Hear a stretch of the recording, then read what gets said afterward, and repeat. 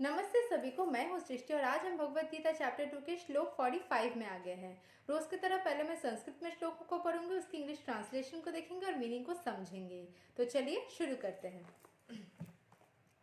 त्रैगुण्या विस्या Veda निस्त्रैगुण्यो भवर्जुना निर्द्वन्द्वो Nitya सत्वास्थो निर्योगा Kshema atmavan. The Vedas ideal mainly with the subject of the three modes of material nature. O Arjuna, become transcendental to these three modes. Be free from all dualities and from all anxieties for gain and safety and be established in the self. तो यहाँ पे कृष्ण भगवान समझा रहे हैं अर्जुन को कि जो वेदास है वो three modes of material life को डील करते हैं। तो वो क्या है वो हम आगे के श्लोक्स में ज़रूर पढ़ेंगे। अर्जुन को वो बोल रहे हैं कि स्पिरिचुअल बन जाओ, इन तीनों मोड्स को मटेरियल लाइफ के साथ में ना जुड़ के स्पिरिचुअल लाइफ के साथ में जोड़ो। कहीं ना कहीं इग्नोरेंस, पैशन एंड गुडनेस को बताया जाएगा। गुडनेस हमें हमेशा भलाई की तरफ जाना चाहिए। स्पिरिचुअलिटी का भी एक पार्ट है कि आप सबकी भलाई, जो मैंने पिछले श्लोक्स में भी एक्सप्लेन किया था कि सबके भलाई के लिए आप सोचो एंड किसी को हेल्प कर सको निस्वार्थ भाव से। आप किसी को मदद कर रहे हो मतलब मदद कर रहे हो, बिजनेस नहीं कर रहे हो। गिव एंड टेक नहीं होना चाहिए कि मैंने तुमको मैंने तुमको कुछ किया तुम्हारे लिए तो मुझे भी कुछ मिलेगा।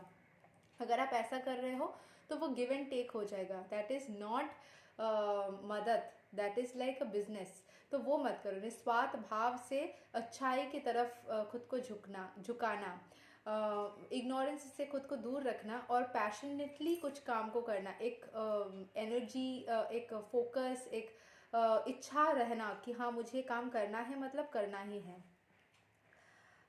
और सारे डुअलिटीज से हमें दूर रहना चाहिए एंड एंग्जाइटीज से भी दूर रहना चाहिए एंड सेफ्टी के साथ में खुद को आगे बढ़ाना चाहिए। तो यहाँ पर जो एक्सप्लेनेशन है एक बार देख लेते हैं। All material activities involve actions and reactions in the three modes of material nature. They are meant for fruitive results which cause bondage in the material world. जो भी आप actions कर रहे हो उसके ऊपर जो reaction आ रहा है या किसी के action के ऊपर आपका reaction जा रहा है material world में, वो हमेशा ही कुछ ना कुछ फल के स्वरूप आता है हमारे सामने। हम कुछ करते हैं उसका फल मिलता है, कोई कुछ करता है उसको फल मिलता है। जो मटेरियल वर्ल्ड से हमें बॉन्डेज क्रिएट करवा देता है। The Vedas deal mostly with fruitive activities to gradually elevate the general public from the field of sense gratification to a position on the transcendental plane. Vedas हमेशा कोशिश करते हैं मटेरियल लाइफ से या ग्रेटिफिकेशन जो रहता है, ग्रैटिट्यूड वाली फीलिंग भी रहती है, उससे हमें स्पिरिचुअलिटी की तरफ लेके जाए। Arjun, as a student and friend of Lord Krishna, is advised to raise himself to the transcendental position of Vedanta philosophy, where in the beginning there is Brahma, Jigyansa or questions on the supreme transcendence.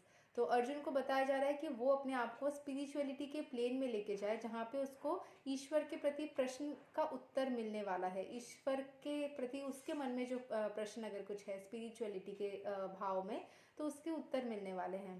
All the living entities who are in the material world are struggling very hard for existence. Material world में हर किसी को कोई ना कोई परेशानी महसूस होती है। For them, the Lord, after creation of the material world, gave the Vedic wisdom advising how to live and get rid of the material entanglement. तो उन लोगों को मतलब ईश्वर ने एक मटेरियल एंटेंगलमेंट से निकलने की रास्ता बताई है हमें बहुत तरीक़ों से। गीता में मिलेगा आपको, वेदास के और भी शास्त्रों में आपको मिल जाएगा। तो उससे हमें यही चीज़ सिखाया जाता है कि कैसे हम मटेरियल एंटेंगलमेंट से या जो एक बंधन हो जाता है ना, जहाँ से हमें लगता है एक साइकिल से दूसरे साइकिल से दूसरे साइकिल चलती जा रही है, उससे कैसे खुद को रिलीज़ करें, डिटैचमेंट कैसे रखें। अपने फैमिली मेम्बर्स के प्रति आपको प्यार ज़रूर दर्शाना चाहिए, लेकिन मैंने कहीं से सीखा था कि आपको हमेशा ही खुद को डिटैच रखना चाहिए उनके प्रति। Attachment is a very harmful thing, जो कि सही भी नहीं है, जो हमने गीता में भी देखा है कुछ पिछले श्लोक्स में एंड बहुत वेदास के शास्त्रों में भी बताया जाता है कि attachment is not a good thing at all.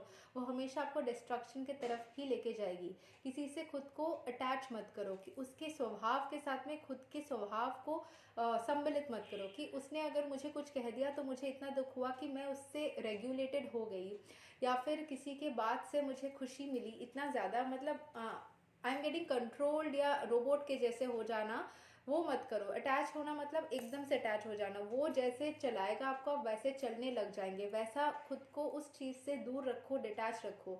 अगर किसी ने आपको कुछ गलत बोला भी, मान लीजिए एक स्ट्रेंजर ने आपको कुछ बोल दिया, जो इंसान मटेरियल वर्ल्ड के साथ में अटैच होता है ना, उनको स्ट्रेंजर्स की बात भी बुरी लग जाती है, बट जो हमारे करीबी लोग हैं उनका बात बुरा लगे तब भी समझ में आता है कि आप उनके साथ में अटैच हो गए।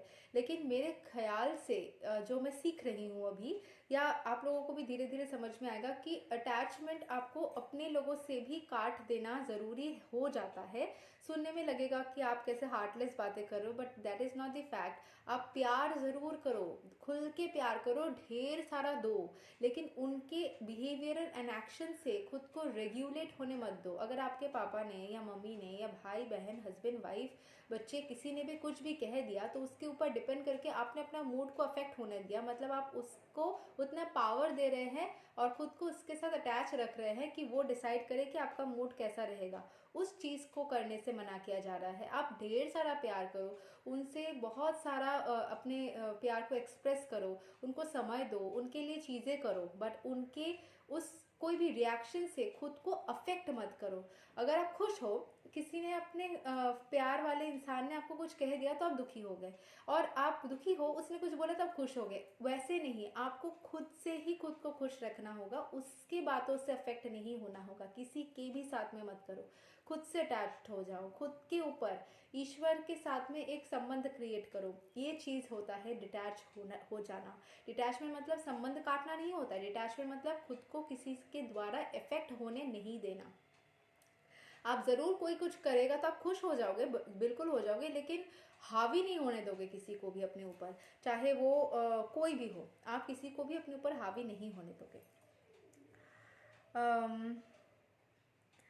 All the living entities who are in the material world are struggling hard for existence. For them, Lord, after creation of the material world, gave the Vedic wisdom. ये हमने already पढ़ लिया. When the activities of sense gratification, namely the karma kanda chapter, are finished, then the chances of spiritual realization is offered in the form of Upanishads, which are part of different Vedas, as Bhagavad Gita is part of the fifth Veda, namely the Mahabharata. Bhagavad Gita Mahabharat का fifth अध्याय में आता है। The Upanishads mark the beginning of transcendental life. ये सारे उपनिषद वेद के सारे जो चैप्टर्स होते हैं, ये हर किसी चीज़ ही आपको स्पिरिचुअलिटी के तरफ और बढ़ने में मदद करेगी। As long as the material body exists, there are actions and reactions in the material modes.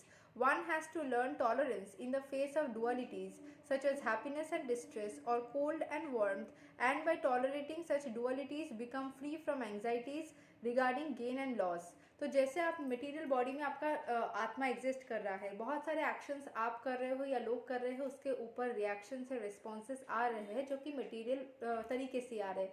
अब बात करो तो that is also material fact ना।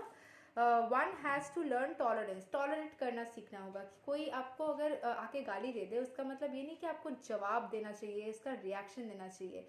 हाँ, बहुत बार कुछ हो रहा है, आप उसको कुछ एक चीज़ एक तरीके से बोल सकते हो। अगर आप बहुत ज़्यादा हो गया है, जैसे छोटे छोटे बिहेवियर्स होते हैं ना, मैं एक एग्जांपल दे रही हूँ कि कुछ लोगों का आदत होता है बात बात पे बोलना, कोई कुछ मुद्रा दोष होता है, कोई कोई फ्रेजेस होते हैं वो जो बात बात पे यूज़ करते हैं। फॉर एग्जांपल कुछ भी बोल रहे हैं, सिंपल सी बात बोल रहे हैं, उसमें भी बोल रहे हैं कि आप बुरा मत मानिएगा, बुरा मत मानिएगा, बुरा मत मानिएगा, और हर बात पे। और मुझे ना ये वाला फ्रेज़ पसंद नहीं है पर्सनली, मैं खुद भी नहीं बोलती हूँ किसी को, एंड कोई मुझे बोले तो मुझे वो अच्छा नहीं लगता। तो रिसेंटली मैं किसी से मिली हूँ, एक लेडी से, जो कि हर सेकंड में हर बात पे, अच्छी बात पे भी बोलते हैं बुरा मत मानिएगा। अरे अच्छी बात बोल रहे तो खुश होंगी, बुरा क्यों मानूंगी। वो तारीफ़ करके भी बोलती है बुरा मत मानिएगा। तो उनका शायद ये मुद्रा दोष हो गया। तो मैंने डिसाइड किया है कि आज मैं उनसे वापस से मिलूंगी तो उनको बोलूँगी कि प्यार से, देखिए आप बार बार मत बोलिए बुरा मत मानिएगा, वो आप बोलते हो तो मुझे बहुत बुरा लगता है, मुझे ये चीज़ पसंद नहीं है सच में। तो मैं ये चीज़ उनको क्लियर कर दूंगी। उसके बाद वो बोलेंगे तो मैं इग्नोर करूँगी उसके ऊपर, मैं क्या कर सकती हूँ। मैं उनको ना ही गुस्सा कर सकती हूँ, ना ही कुछ ज़्यादा रिएक्ट कर सकती हूँ, बट हाँ, मुझे क्योंकि ये चीज़ समझ में मतलब पसंद नहीं आ रहा है, तो मैं एक बार उनको कम्युनिकेट ज़रूर कर सकती हूँ।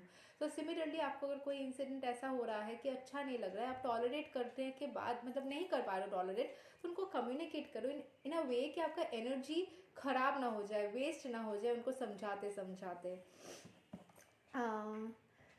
एंड डुअलिटीज़ हमारे ज़िंदगी में हैप्पीनेस भी रहती है, सैडनेस भी, कोल्ड भी रहता है, वार्मथ भी।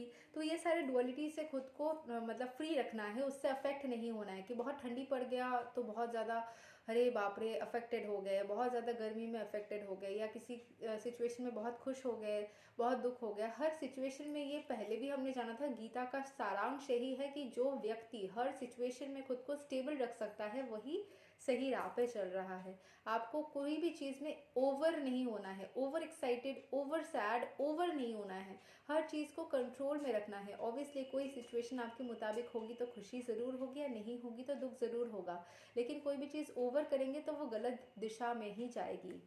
This transcendental position is achieved in full Krishna consciousness when one is fully dependent on the good will of Krishna. अगर आप ईश्वर के स्वभाव मतलब ईश्वर के भाव में जाके अपना कोई भी स्वभाव को डेवलप करेंगे तो वो बहुत अच्छे से डेवलप हो जाएगा, एंड आप उसमें ग्रो भी कर पाएंगे। ईश्वर की आशीर्वाद रहेगी, हेल्प रहेगा, ब्लेसिंग्स रहेगा, एंड आप उनके ऊपर डिपेंड कर सकते हो ताकि आपके लाइफ में सारे चीज़ें स्मूथ और स्टेबल हो जाए। इस तरीके से हम खुद को डेवलप कर सकते हैं एंड अपनी पर्सनालिटी में अच्छी पॉइंट्स को ला सकते हैं। यही तक था श्लोक नंबर 45 चैप्टर 2 का। अगले वीडियो में हम कवर करेंगे श्लोक नंबर 46। तब तक के लिए हरे कृष्णा।